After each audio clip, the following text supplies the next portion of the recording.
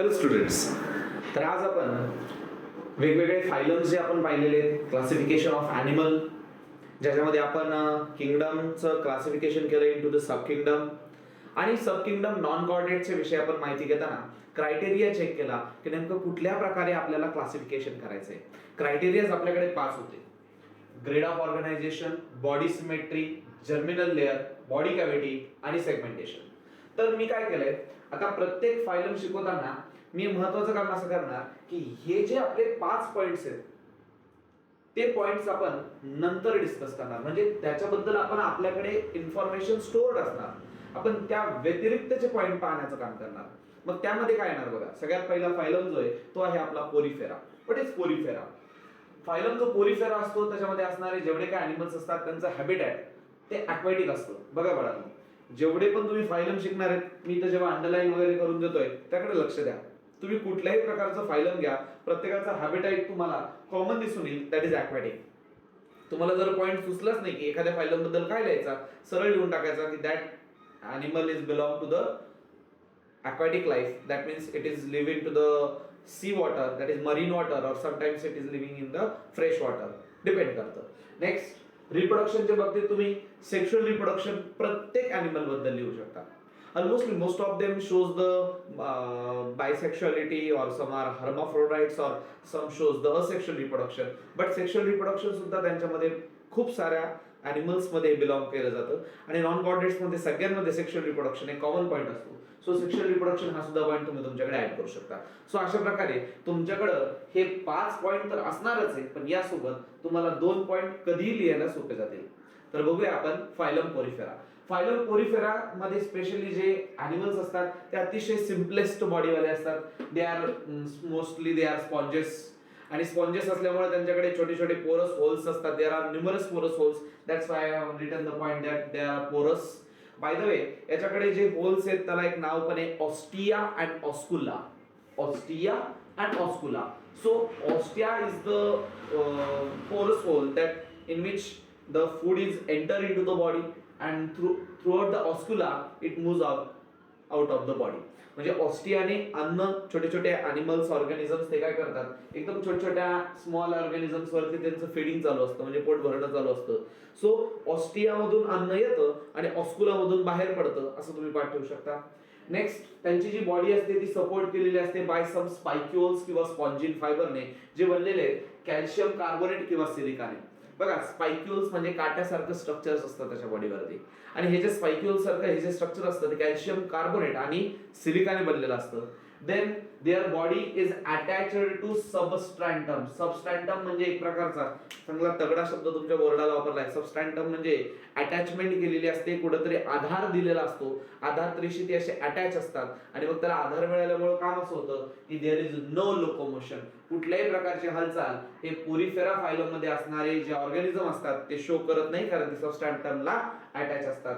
आणि याच्यानंतर असतो त्यांचा रिप्रोडक्शन पॉइंट. तर रिप्रोडक्शन मध्ये असं दिसून येईल की some of them shows the sexual reproduction and asexual reproduction they shows by budding. आपण शिकलेलो यापूर्वीच चॅप्टर नंबर 3 मध्ये की कुठल्या प्रकारे आपण लिव्हिंग ऑर्गॅनिझमचं कॅरेक्टरिस्टिक बघितलं होतं, विच वॉज अ रिप्रोडक्शन, आणि असेक्शुअल रिप्रोडक्शन मध्ये आपण बडिंग बघितलेलं आहे. सो जस्ट लाईक दॅट इथे बडिंग होते. नेक्स्ट, इथे एक महत्त्वाचं कॅरेक्टरिस्टिक आहे की काही पोरीफेराज हे रिजनरेट सुद्धा होतात. रिजनरेशन म्हणजेच त्याच्या तुम्ही याच्यामध्ये प्लॅनरियाचा एक्झाम्पल पाहिलं असेल, तर प्लॅनरिया जो असतो तो काय करतो, त्याच्या 3 पार्ट पैकी कुठलाही एक पार्ट, उरलेले 2 पार्ट बनवू शकतो, म्हणजे पूर्ण बॉडीच त्याची फॉर्म होते. असल्या प्रकारचं एक नवीन कॅरेक्टर, एक एक्स्ट्रा कॅरेक्टर जे लवकर डोक्यात राहू शकतं, ते म्हणजे तुमचा रिजनरेशन पॉइंट असेल. अँड आफ्टरवर्ड्स सगळे पॉइंट संपले की बाळांनो तुम्हाला एक्झाम्पल पाठ करायचे असेल. बाय द वे, पोरीफेराकडे एक स्पेशल टाइपचा सेल आहे, that is called as the collar cells. बरं, एक्झाम्पल कोणकोणते, जरा त्यांचं प्रोनाउन्सिएशन आणि त्यांची स्पेलिंग पाठ ठेवा. चला बघा, सायकॉन, युस्फॅन्जिया, ज्याला आपण बाथ स्पंज म्हणतो, त्याने बाथ केलं जातं स्पंजने. Next is the Hyalonema, and the last one is Euplectella. बघा, नाव थोडेसे प्रोनाउन्स करायला हार्ड आहेत, पण नाव आपल्याला घ्यायचेच आहेत त्याचे. Sycon, then Euspongia, then Hyalonema, and last one is Euplectella. So this is what, these are the extra point which we are going to study right now. But जे आपल्या हातचे पॉईंट जे आपल्याला माहिती आहेत ते काय होता, आपण यापूर्वीच जे ट्रिक्स बघितले आहेत, माझा 04 जो व्हिडिओ आहे अॅनिमल क्लासिफिकेशन वरचा तो नक्की बघा. त्यात मी मांडलेलं आहे की जर ग्रेड ऑफ ऑर्गनायझेशनच्या गप्पा जर आपण कोरिफेरा बद्दल लिहायला गेलो तर ते are cellular grade of organisation, कारण हे फक्त एक सिंगल सेल ऑर्गॅनिझम्स आहेत, म्हणजे फक्त सेलच सेल आहे यांच्या बॉडीमध्ये, कुठल्याही प्रकारचा टिश्यू किंवा ऑर्गन यांच्यामध्ये फॉर्म होत नाही. Next, about their body symmetry, there body is totally asymmetric. Asymmetric म्हणजे तुम्ही कुठल्याच प्रकारच्या ऍक्सिस मधून त्याला कट करू शकत नाही into two equal halves. Then the next is their body shows the germinal layer which is triploblastic. What is triploblastic? They forms their body is made up of the three germinal layer, that is the endoderm, ectoderm and mesoderm. Next, for the body cavity, their body is acoelomate. What is acoelomate? Coelom is cavity and what is acoelomate? That their body do not have any type of cavity in the phylum Porifera. And the last one character is, except Annelida, we know every organism shows non-segmentation. So this is also showing the no segmentation of the body. That means no body is cut into the equal parts. So this is how you have extra points. हे points तुम्हाला 5 पार्टच राहणार आहेत. या व्यतिरिक्त तुम्ही माझ्यामध्ये habitat आणि रिप्रोडक्शनचा part ठेवा आणि त्यासोबत एक्झाम्पल्स करा. नक्कीच तुम्हाला कुठलेही फायलम्स अवघड वाटणार नाही. यासोबत आता मी याच्यानंतरचाच फायलम लगेच इथले तरफ करून यानुसार सांगणार. बघूया. तुम्हाला जर लागलं तर स्क्रीन पॉज करा आणि लिहून घ्या.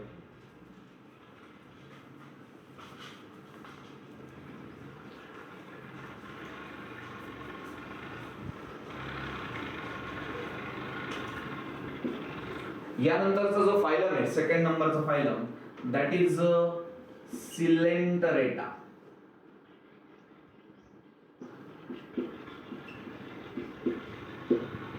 किंवा त्यालाच आपण म्हणतो निडारिया.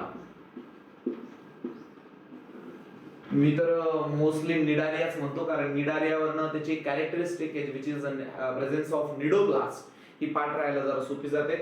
बघा, सिलेंटरेटा बद्दल गप्पा मारायचे तर ते पण मोस्टली अक्वॅटिकच असतात. Most of this coelenterata, cnidaria are aquatic animals, म्हणून हा पॉइंट आपला ऍज इट इज राहील. If you are talking about the reproduction, then they also shows the sexual type of reproduction. त्यामुळे यामध्ये तुम्हाला कुठलाही प्रॉब्लेम येणार नाही. So these two points are the similar one. Then their body is not simplest at all. हे points बदलले जातील.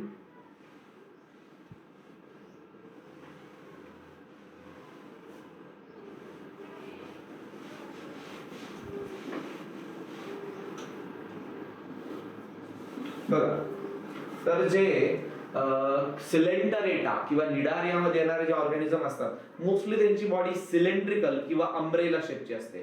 जर सिलेंड्रिकल बॉडी असेल तर त्याला आपण पॉलिप म्हणायचं आणि अम्ब्रेला शेपची असेल तर त्याला मेड्युसा म्हणायचं. If body is cylindrical then it is called as polyp, and if it is like umbrella it is called as medusa. Next, हे जे निडारिया असतात, ह्या निडारियामध्ये असणारे जे ऑर्गॅनिझम असतात बघा, याच्या व्यतिरिक्त कॅरेक्टर्स तुमचे हे कॅरेक्टर येणार आहेत. पण निडारियामध्ये एक स्पेशल कॅरेक्टर्स आहेत की निडारियामध्ये हायड्रा बघितला असेल in the budding, that is asexual reproduction मध्ये, जो एक ॲक्वॅटिक ॲनिमल्स आहे, त्या हायड्राला बघा टेंटॅकल्स असतात. हे जे टेंटॅकल्स आहेत ते युजफुल असतात टू कॅच अ प्रे, आणि त्या टेंटॅकल्सच्या टोकावरती त्याच्या त्या टर्मिनल पॉइंट वरती निडोब्लास्ट असतात. ज्या निडोब्लास्टच्या थ्रू ते एखाद्या प्रे वरती टॉक्झिन्स त्यांचे इंजेक्ट करतात आणि इंजेक्ट करून नंतर मग त्या प्रेला पकडतात. अशा प्रकारे तो कामाला येतो. सो निडोब्लास्ट ह्या शब्दाचा यूज करून आपण निडारिया असं सांगू शकतो, म्हणून ते कॅरेक्टर पाठ राहायला सोपं जातं. सो बघा, टेंटॅकल्स टू कॅच प्रे, cnidoblast on tip of tentacles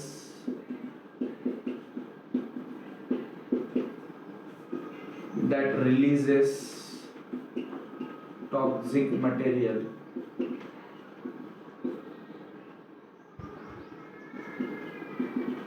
to inject in the body of prey.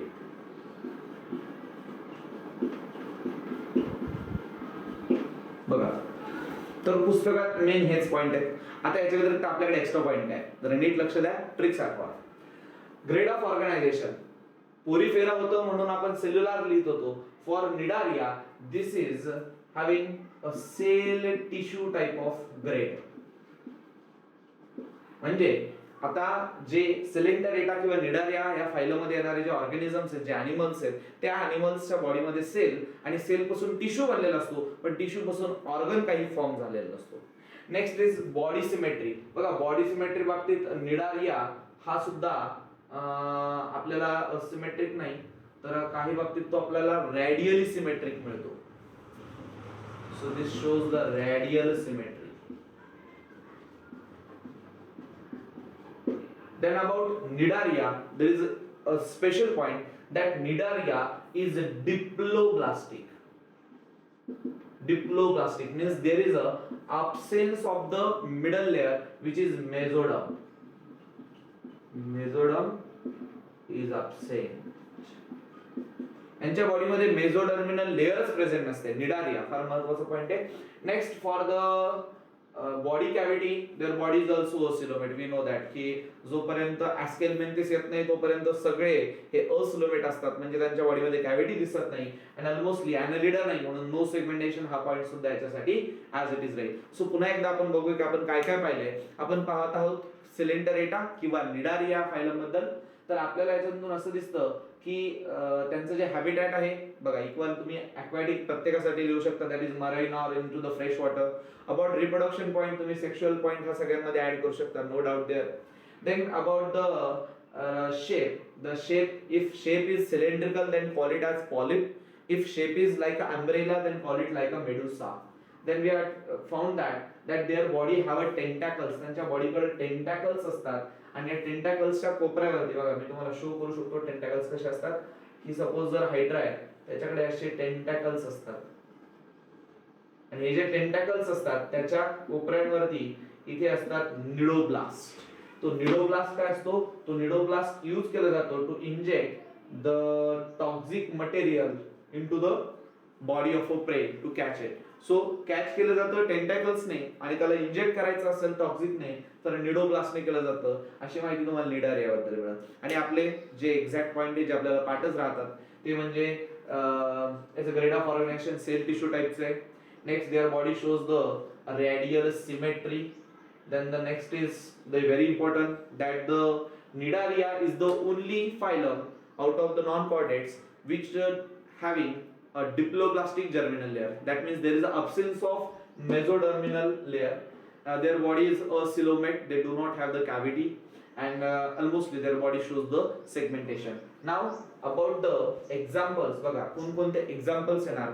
आपण सिलेंडरेटा मध्ये किंवा निडारिया मध्ये हायड्रा, ॲडम्शिया, फायसेलिया किंवा ऑरेलिया यासोबत कोरल्स हे सगळे एक्झाम्पल्स आपण त्यात मध्ये टाकू शकतो. बघा हायड्रा, ॲडम्शिया,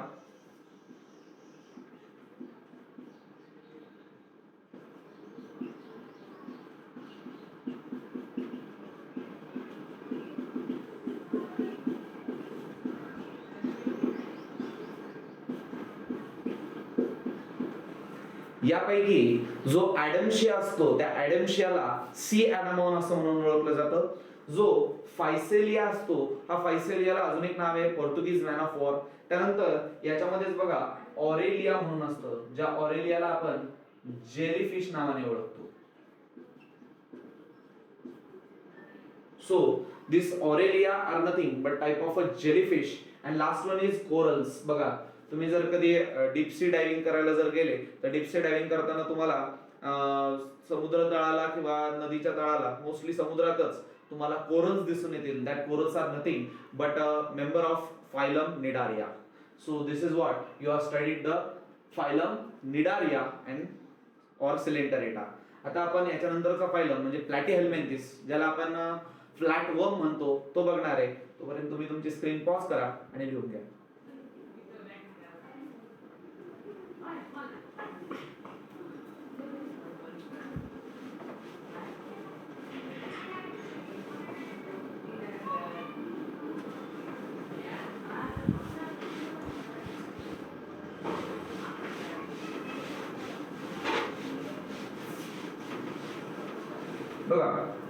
पुढचा जो फायलम आहे तो आहे आपला प्लॅटीहेल्मिंथेस.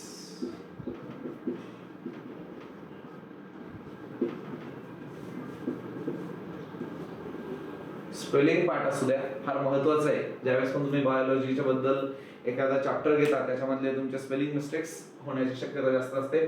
सो प्लॅटीहेल्मिंथेसला दुसरा शब्द असतो दॅट आर फ्लॅट वर्म्स.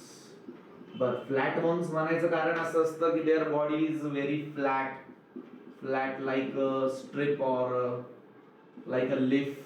पानासारखी फार जास्त अशी पातळ अशी बॉडी असते, म्हणून त्यांना आपण फ्लॅट वर्म्स असं म्हणतो. त्यानंतर ह्या ज्या वर्म्स असतात या वर्म्सची अजून एक कॅरेक्टर आहे दॅट दीज आर एंडोपॅरासाइट.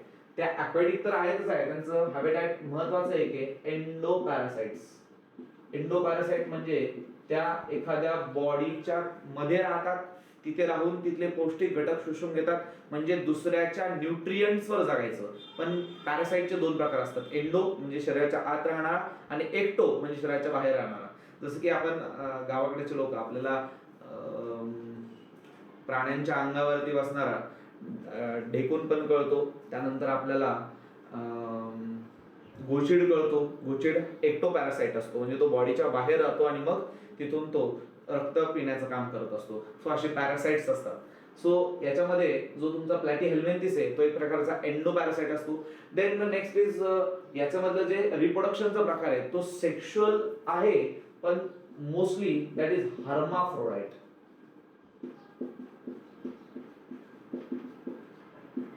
बघा, एक कंप्लीट शब्द आहे हर्माफ्रोडाइट. What is hermaphrodite?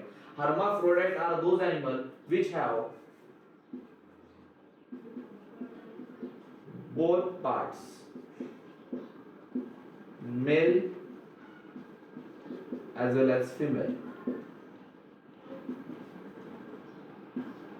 यांच्याकडे दोन्ही टाईपचे गॅमेट्स असतात, आणि जर मग एकाच प्रकारच्या अॅनिमल कडे दोन्ही प्रकारचे गॅमेट्स जर असतील, that is male gamete and female gamete, त्याला आपण हर्माफ्रोडाइट म्हणतो. सो सेक्शुअल रिप्रोडक्शन दाखवतात, पण ते मोस्टली हर्माफ्रोडाइट असतात. याची एवढीच माहिती एक्स्ट्रा मिळणार. आता आपल्या रेग्युलरची माहिती काय असणार बघा. आपण याच्या पूर्वी जो बघितला होता तो सेल टिश्यू टाईपचा ग्रेड दाखवत होता. आता हा थोडा जास्त दाखवतो, हा दाखवतो टिश्यू ऑर्गन टाईपचा ग्रेड. त्यानंतर अबाउट द सिमेट्री, आता पहिला जो होता पोरीफेरा तो होता असिमेट्री शो करणारा. देन सिलेंडरेटा तो होता रेडियल सिमेट्री करणारा.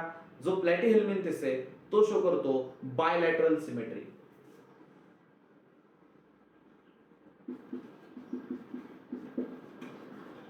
बायलॅटरल सिमेट्रीचा अर्थ असा की त्याच्या बॉडीला एक इमॅजिनरी एक्सिस आहे, जस्ट वी लाईक ह्युमन्स. एक इमॅजिनरी एक्सिस आहे की ज्यामधून तुम्ही एका बॉडीचे दोन इक्वल हाफ्स करू शकता.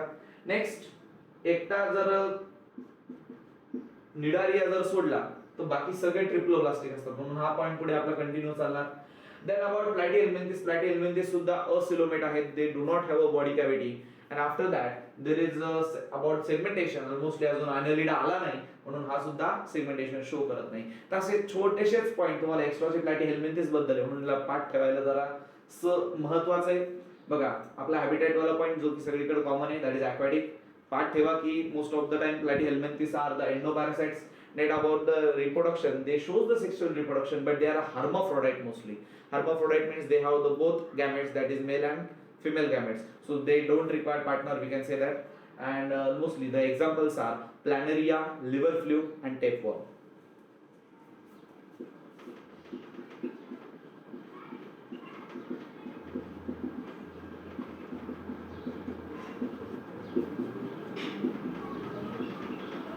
ऑलमोस्टली आळ्यांचेच प्रकार आहेत, पण चपट्या आळ्या आहेत. त्यांचे जे डायग्राम्स आहेत तुमच्या बुक मध्ये दिलेले आहेत, त्या बुक्सला जरा त्या डायग्राम्सला जरा बेटर बघा.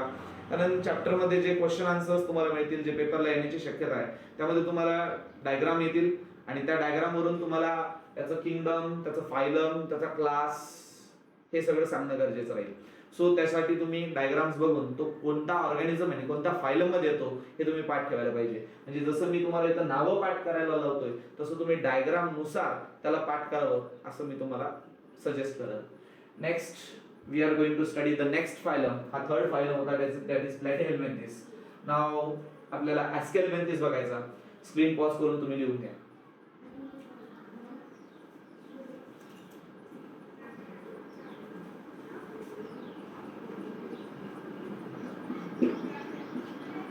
बघा स्पेलिंग सोपी आहे. हेलमिंथेस कॉमन आहे, प्लॅटी. आता हा पुढचा आहे ऍस्केलमेंथेस.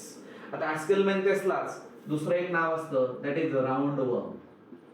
हे राऊंड वर्म्स असतात, म्हणजे गोलाकार असतात, गोल आळ्या असतात, म्हणून त्यांना राऊंड वर्म्स म्हणलं जातं. त्यांची बॉडी असते लॉंग, थ्रेड लाईक आणि सिलेंड्रिकल बॉडी असते. Means they have a long thread like, long thread like cylindrical body.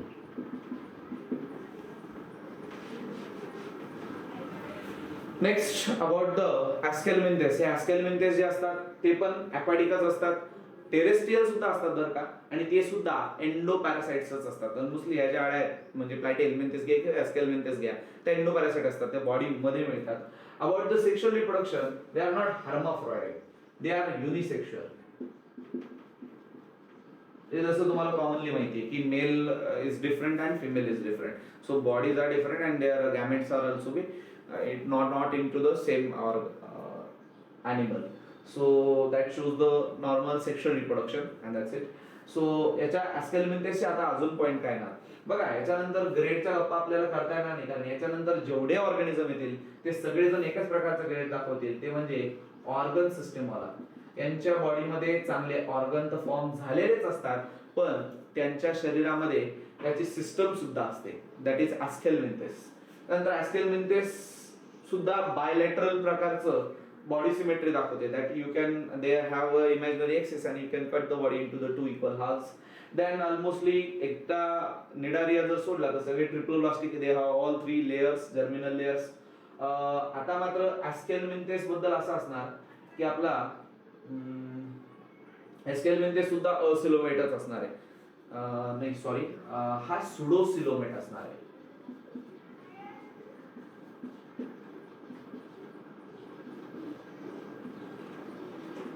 हे थोडं वेगळं आहे, त्याच्यामुळे याला नीट पाठ ठेवायचं. सुडोसिलोमेट म्हणजे काय, यांच्याकडे कॅव्हिटी आढळते, पण कॅव्हिटी मेझोटर्मिनल लेअरच्या चेंजेसमुळे नाही झाली, तर काहीतरी वेगळ्या कारणामुळे झाली. मग ऍस्केलमेंथेस मध्ये जी सिलोम सापडती, म्हणजे जी कॅव्हिटी सापडती, ती सुडो आहे. सुडो म्हणजे फसवी. फसवी म्हणजे रिअलिटी फसवत नाही, फक्त जे आपण रेग्युलर रिझन असतो तसं रिझन त्याच्यामध्ये येत नाही. आणि almost their body is also showing the no segmentation. So this is what the aschelminthes. त्याचे एक्झाम्पल्स वेगवेगळ्या वर्म्स आहेत, म्हणजे पोटात आढळणाऱ्या ज्यांना आपण म्हणतो ऍस्करीज. नंतर हत्ती रोग टाईपचे आजार असतात, म्हणजे पाय वगैरे सुजतो, त्याला फिलारियल वर्म म्हणतात. आणि डोळ्यांमध्ये ज्या वर्म्स असतात, आय वर्म्स म्हणतो, त्यांना लोआ लोआ म्हणतात. अशा वर्म्स आहेत. सो एक्झाम्पल्स आर ऍस्करीज, फिलारियल आणि लोआ लोआ. ऍस्करीज ह्या इंटेस्टाईन मध्ये आढळणाऱ्या असतात. फिलारियल वर्म्स आपण माहिती आहे पायांमध्ये असतात त्या, आणि लोआ लोआ ह्या आय वर्म्स असतात. मग अशा प्रकारे आपण ऍस्केलमेंथेस या सुद्धा फायलमला आपण कंप्लीट केलंय. यानंतर आपण पुढचा फायलम बघणार आहे, that is our next phylum which is annelida. So annelida phylum आपण बघून घेऊया.